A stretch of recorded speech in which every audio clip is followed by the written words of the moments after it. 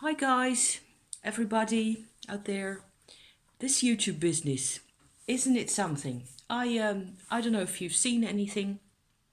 I posted a video that I made yesterday afternoon, and I just removed it again. So just because we can post anything we want, really, doesn't mean we should. Really, doesn't it? Isn't it? Right? Yeah. The reason why I decided to take it off again really is that I thought I was spreading it all, out sideways too much. So it wasn't really concise, or I wasn't really. I was trying to do too many things at the same time, and what you get is just a general muddle and a mess, right? So I thought I can maybe have another try at doing this again, and maybe describe a bit more of the the state I'm in and the processes and all the rest of it. So let's see. There's a couple of things that I've been investigating, and they're actually like parallel threads. I suppose they really belong together. One thing is that I have been reading The Clan of the Cave Bear again. I finished it, part one, that is. I've owned the complete series of Ayla's travels and travails, I should say. Apart from number one, the first volume, The Clan of the Cave Bear, where she spends her time growing up really with the Neanderthal community that have adopted her as a child. And I used to own the book as well as the others, but it has disappeared somehow. And a couple of, I suppose, beginning of November or something, a couple of weeks ago, I found it again at a second-hand book fair, and took it along straight away because I thought, well, there's the missing part right there. And it was really a very interesting read for me because, of course, I mean, I've always been really fascinated by cultural history of all types, and development of what it means to be human, and all the things that Gina Mowell goes into, language and making tools and making the stuff that we need to survive and all that, with your own hands. I've always thought that was completely fascinating. So I've really enjoyed reading those books again and again, especially part 2 and 3, The Valley of Horses and The Mammoth Hunters. Actually, what I've done, as I was cleaning out my house and clearing out all my stuff and my junk, I also cleared out a lot of my books, and I gave away everything of Gina Mowell's, because I've read it like a trillion times, apart from the volume 3 of The Mammoth Hunters. That one I kept. And also because it's in such a state, I couldn't, foist that onto somebody else, really. It would be a shame, because all the covers fell off, and I sort of glued pizza boxes around again, and covered that up with newspaper clippings with pictures of some decorative material, and there's tape all over, and it's like a Ron Weasley book, really. So, or Ginny Weasley, that's a different story, I know, but Ginny Weasley repairs a book cover with Spello tape. I don't have Spello tape. It will have to be ordinary muggle tape right there. So that's what I did. And the book looks awful, and I just, it's held together with transparent tape, so you can read some of the parts of the beginning and the end of the book that are missing, and there you go. So I couldn't really embarrass anybody else trying to buy that. They would just have chucked it in the bin right away. So, and I have read it so often because I love it. It's just such a great book, and I've always been torn along by all these different the way people really suffer from not having a chance to talk to each other, and Ayla and Jondal are at each other's throats almost because they don't understand that they really want the same thing. So I've always thought that was you know, a really, the way she presents it, the way she tells this story is just so lively and so there's so much dialogue, and I just think she was I don't know if she's still alive, but there's kudos to her. She's just an excellent writer. There's bits that I like less, of course, but doesn't matter. Anyway, long story short, I am reading, or have been reading, The Clan of the Cave Bear Part 1, and I found that I am immensely much more connected to this whole ancestor thing and this whole I don't know how to describe it. Maybe that's what I'm trying to do here, really, is to describe connection. Is that even possible? It's like the only thing that comes to my mind now is that the process I've been going through in the past years altogether was like finding inside myself the channels and the circuitry that belongs with other people, right? So you have to have this in order for you to, you know, put your hands there. If I don't do this, if I could just go sit like this all the time, you're not going to be able to connect with me, and I will just be isolated forever. And that's what it has been like. Only I didn't feel it, and for some reason I was protected from suffering from that. And it doesn't make any sense at all. And if I see how people hurt each other now, in whatever way, whether it's in actual life or in a story or on TV or any other way, it just makes me hurt even more. But I didn't used to feel any of that, really. So all of that is really quite new to me still, and it's grown, and I have grown, and my circuitry has grown, and I am just extremely glad that I can do the types of work that I do now from a state of being a fully functional human being, really, a woman alive and aware, and not just a mind walking around on two legs, right, like that.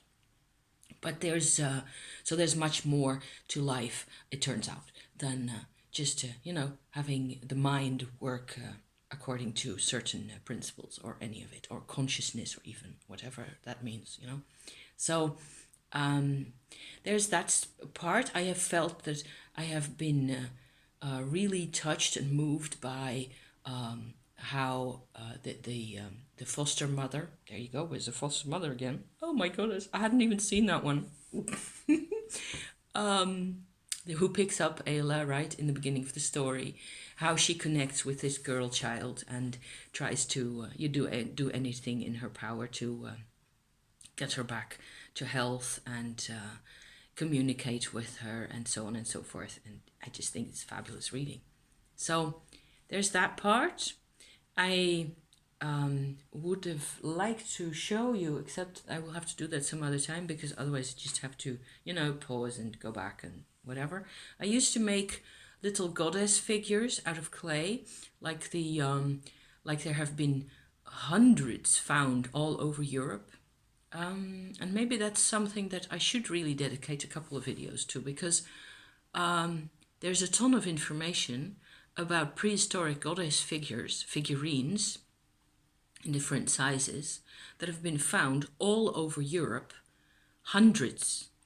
And I don't think they get enough attention these days, because it's always the god is the god of Christianity, or the god of whichever abstract type of religion you want to think about. And there's never nowadays it isn't mainstream. It isn't like those are the ancestresses, I should say, that sounds very stressful, but I mean ancestor female, of, I suppose, the mother goddess figure that is so important to many of us in the pagan witchy community. And also, I think personally, that mother goddess is the ancestor of the Virgin Mary. Go ahead, shoot me in the head now. What does it matter? I think there are really three goddesses: a dark one, a red one, and a white one. And maybe it's just, Urd Verdandi Skuld, if that makes sense. That's the goddess of the past, the present, and the future in the Old Norse mythology. We have names, we do have a couple of names here and there, and none of it is connected to any texts and literature. And really, there's a lot of stuff has been published about the prehistoric goddesses. I think if you're really keen and really interested in this type of thing, you should check out Marija Gimbutas. She is, I believe, a Lithuanian author originally. I'm not sure of her exact nationality, but she's from somewhere from the Baltic states, and she has written a couple of really big, hefty volumes, and I will show them to you. I'll dig them up and I'll show them. Promise. I wasn't going to go into all this thing, but I have made pendants and like necklaces, except this one's got a rose quartz on, but just similar to a thing like this. Or maybe there's a little goddess figurine here with a couple of beads in clay that I bake in my own fireplace in the fireplace right there, that you have already seen several times. If I bake them red hot for a couple of hours, then they will solidify. It'll become, like a terracotta. How do you call that?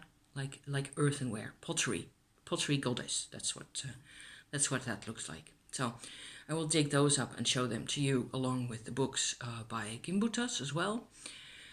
I have been drawn to that type of stuff, to the type of work. I've been making those little figurines for as long as I can almost remember, 10, 15 years at least. I have been, something was pulling at me, and I never really got that I am connected to those, because like so many white, Western, European females, my mother, grandmothers, and multi-grandmothers before them, female ancestors in the flesh that I have known, really, right? They were all Christians of some type or other. They were what we tend to call in Holland Calvinistic. So really Puritan, really self-controlled, self-disciplined, quiet, repressed, unexpressive, non-visceral types, people, women who didn't get the education they really needed or the training they needed in order to feel they gave something of themselves to the world, who didn't get the chance to be independent in whatever way, either intellectually or personally, or in whatever way you can think of. And so what they did was bear children endlessly. And that's what it looks like to me. And my problem, personally, my own problem with them is that I have only really ever known my own mother very well. And considering that I wasn't really emotionally capable of interacting with anybody, because everything in here was made of cardboard back then, before my soul retrieval thing happened right there, I I suppose what I can do now is only sort of extrapolate from my memories from her. And I know that a lot of her memories about her mother that I haven't known, whom I haven't known at all because she passed away before I was born, were not so pleasant. They were all about angry, silent women. So that's why I'm always making such a big deal about silent speak and breaking the silence and, getting out there and telling your story and bring it out. And you don't have to, that's my thought, that's the way I do it, is you don't have to sling your anger about and your powerlessness and your hurt into the camera necessarily. It doesn't have to be that's my it to me, the way I look at it, that is the emotional side of the whole thing, and the powerlessness and the resentment and the fear and the anger and all the rest of it, the abandonment. It's my problem, but I can name the issues, name them. So that's what I want to do. Okay, that's what I've been doing for the past couple of months on my channel. So because I don't need any more anger to go into there, to you. You don't need me to do that. However, the things need to be named and the distinctions need to be made. Where is it that something was really unfair? To me, to my mother, to her mother, and, back into history. I don't consider myself a feminist as such, naming myself a feminist anymore, because I think feminism doesn't go far enough. Because we cannot be free women without having free men as well. Or we can only be free for half an hour. And how much good is that going to do? So there is a whole lot more that can be said or thought along those lines. And I think that among the issues that a human being can have, it's not necessarily only women who suffer. And it's not necessarily only women who are powerless. And it's not necessarily only men who have power. And those types of dichotomy, those types of discussion have been, held in the past decades so often.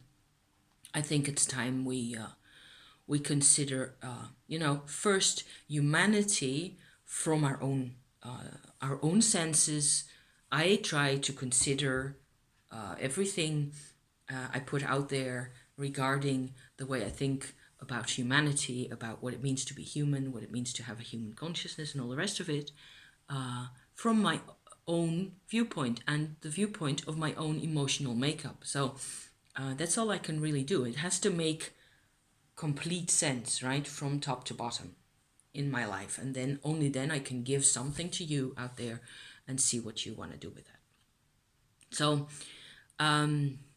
there's a long tangent right there about my ancestresses that I haven't really been able to link with any, I suppose you could call that female nature. Female human nature doesn't really exist in white Christian Western European rich culture.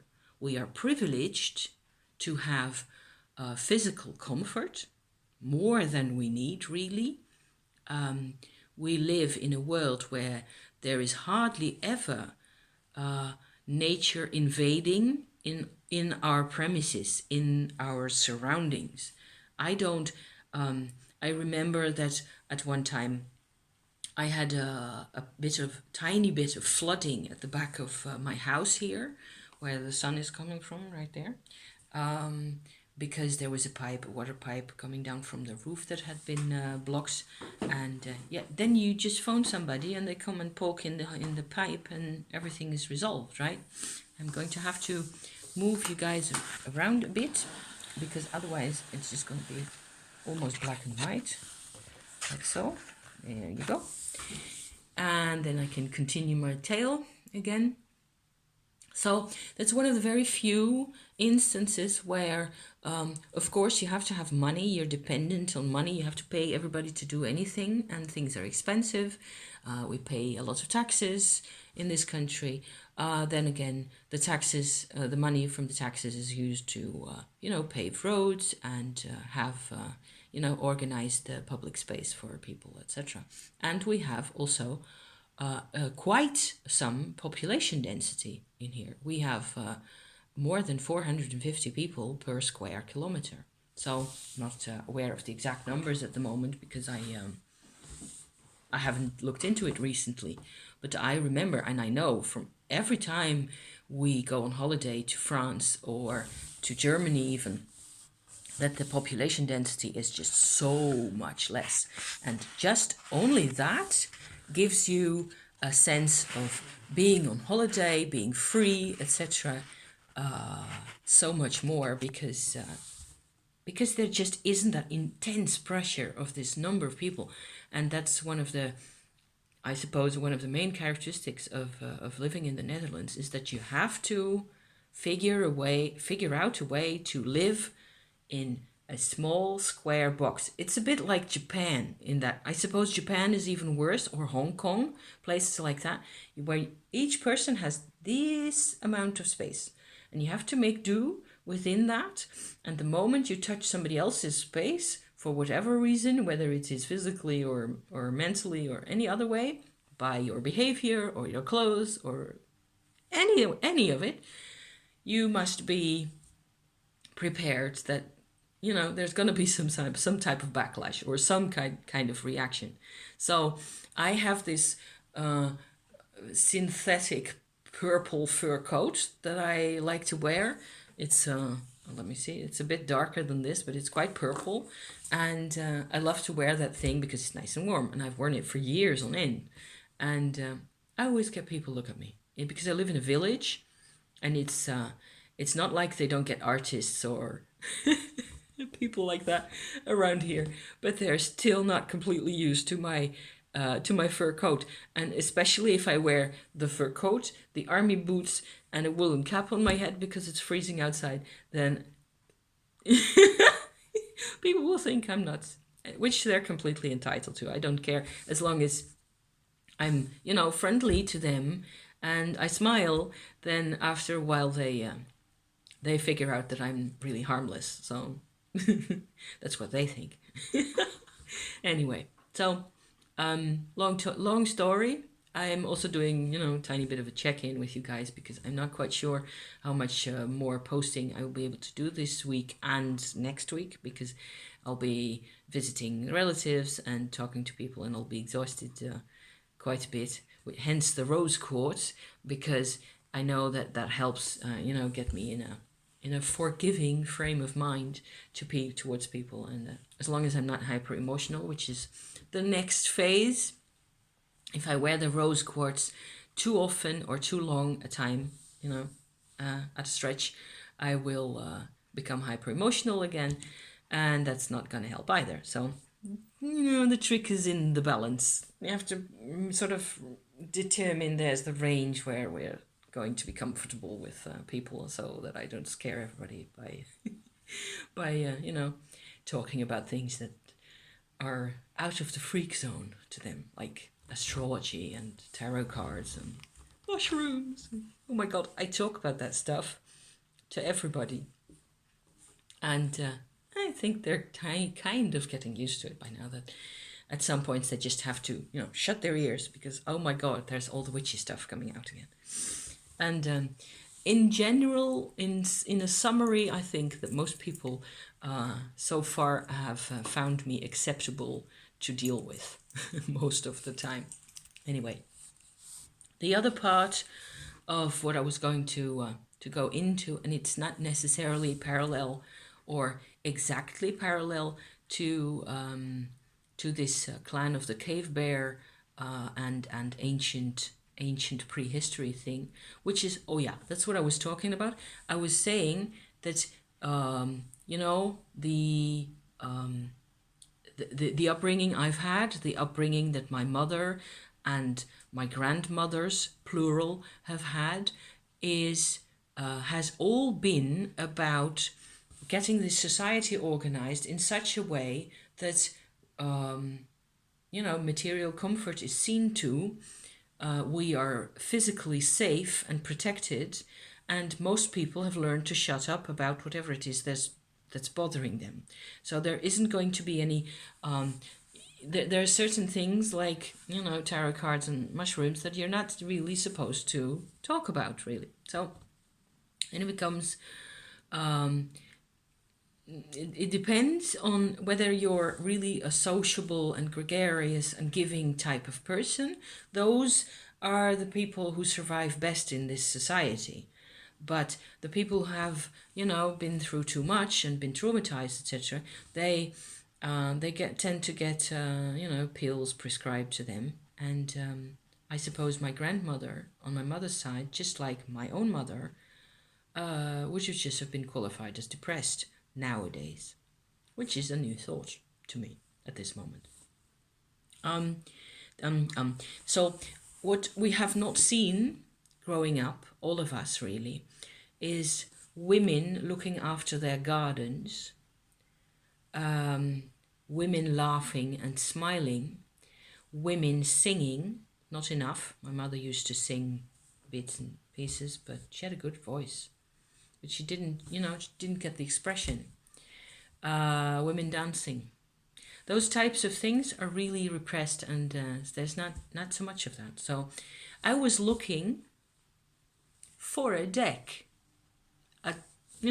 an oracle or tarot deck to give me from what I have, to complement my collection. I'm really picky about decks that I want to get. I wanted to do something a bit more on the nature side and on the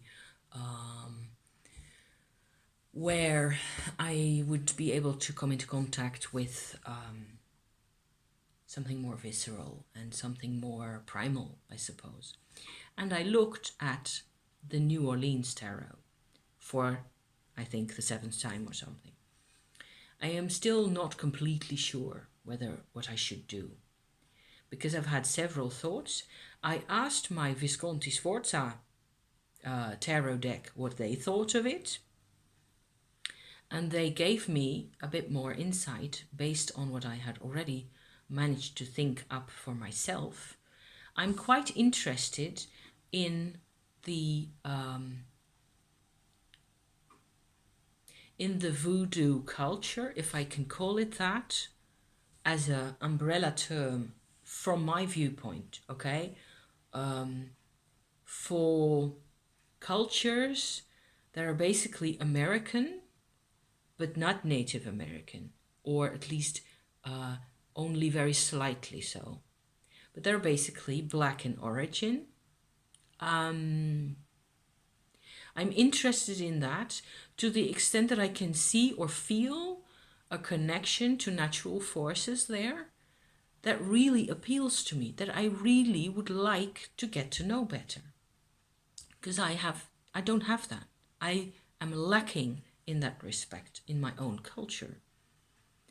However, here comes the big issue, the big thing that I have with this, that I discovered yesterday evening chatting with my husband about these, all these, options and Christmas presents and Christmas ideas and money, and so buying new decks and stuff. I'd been looking at, videos on YouTube about the New Orleans Tarot and all the rest of it.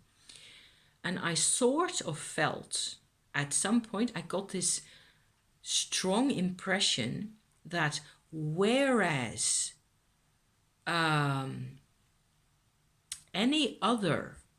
almost any other type of cultural expression, be it in the shape of decks or books or any other, painting, art, textiles, clothes, any of it, really, from any other part of the world other than Africa, it would seem to me that in every philosophy there's a basic assumption that their approach, what they're doing, whether it's India or China or shamanism or Native American shamanism or Wicca from Europe or what have you, each and every case, there's the assumption that what this belief has to offer would be universal. It would be universally applicable. I'm not Chinese, but I am free to investigate the Kuan Yin oracle and have my opinions about that. And I can try to sort of come into contact with a completely different way of looking at things in its enormous cultural richness. There's a lot there that can be exchanged, I suppose. Eventually, I hope it will. However, I suppose African culture and African people have been hurt so much they don't think it's universally applicable anymore, and they feel this immense need to keep it to themselves. And I'm a white girl. I am not supposed to share in any of their magic. And I feel kind of rejected by that. I also understand where it comes from. My Tarot Visconti cards were quite explicit about how it has worked for them, and all I really wanted was for them, even to the extent that you can say one them, right? Like it's one group. It isn't really, of course. We will never get to know you like this. And I would so much love to have a different kind of voice come up from white people to black people. I don't know why I'm getting completely caught up in this now. I just want to wipe out the pain. Let the pain end. For Pete's sake. For fuck's sake. And show us your great heart. Okay? Sorry for this, really. But it's the only thing I can do is just put the flaming words out there again. Because it's just such a waste. And you have to stop hurting each other. So you just have to learn from us.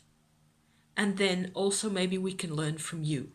Because I know you've got a lot to give and you've got a lot to offer.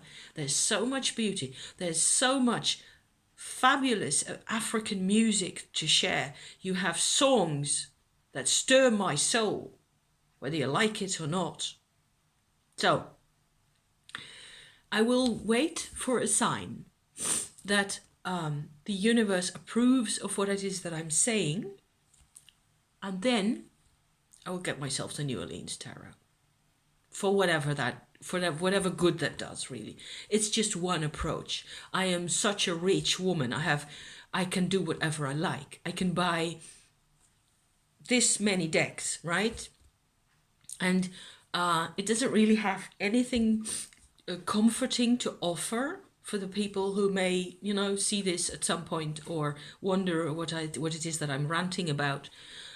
Here really, and whether I'm not even sure I'm making any sense. I'm not sure I'm making anything clear, but I resent it personally when there is such a thing as a Botticelli tarot out there or a Gustav Klimt tarot.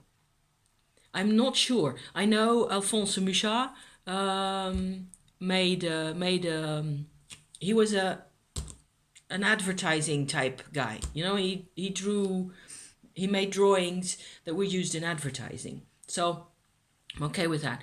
I'm not okay necessarily.